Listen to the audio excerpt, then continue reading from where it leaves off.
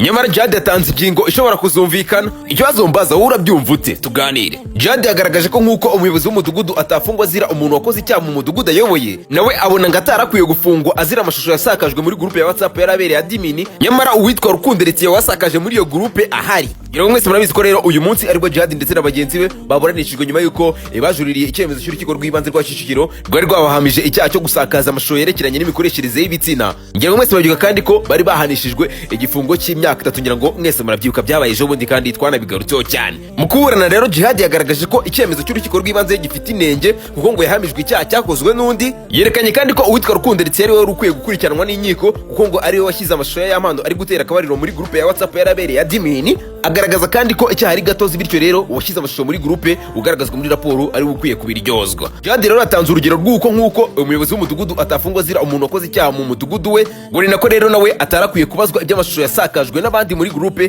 kandi ababikoze bazwi. Jihad rero atangaje ibingibi agira ati aho mbiherukira nzi ko icyaha ari gatozi. Ese ubushinjacyaha ko budakurikirana uwatanze ayo mashusho muri groupe yanjye ntabwo aba mu Rwanda cyangwa baramutinye? Ntabwo nabazwa icyaha cyakozwe n'undi muntu kereka niba amategeko yarahindutse nyuma yaho mfungiwe. Jihad kandi yagaragaje ko abatanga ubuhamya barimo Eric Semungu ndetse n'umucuti we Zinda bamuhimbiye ibinyoma kubera ibibazo bari bafitanye. Avuga ko amakimbirane afitanye na Eric Semungu yatangiye ubwo Eric Semungu yaburaniraga muri Amerika asaba ko bamujyana muri South Africa. Nuko rero nyuma yaho Jihad akora ikiganiro abaza impamvu Eric Semungu ashaka kujya muri South Africa aho kuza mu Rwanda, ngo naho rero umubano mubi hagati ya Jihad ndetse na Eric Semungu watangiriye. Jihad kandi yatangaje ko ngo Zinda uyu Zinda nyago muramuzi ngo yahoze ari inshuti na Jihad, ngari ku mubano wabo uza kuzama gatotsi nyuma yuko Zinda ajyanywe kuvurwa ingaruka z'ibiyobyabwenge. Hanyuma Jihad akora ikiganiro yamagana ibyo bikorwa bigayutse ku muntu ngo w'umubyeyi. Naho rero ngo amakimbirane yatangiye hagati ya Zinda ndetse na Jihad.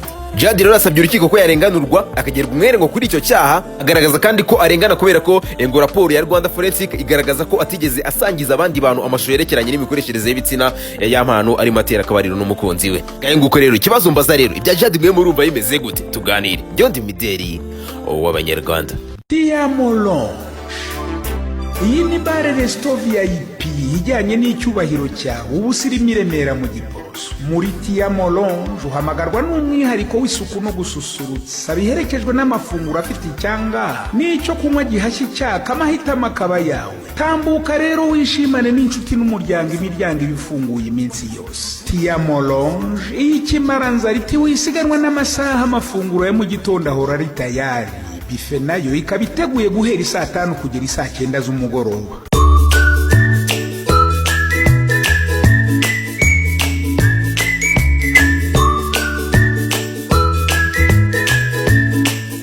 Oze ngo buragorobye ni muri Paradizo Nsansa, hahandi wicara utuje ibitekerezo bikisukiranye. Intyoza mu gukaraga umubyimba ndetse n'ababyiga namwe karibuni ku mugoroba muri Night Club VIP ya Tiamolo.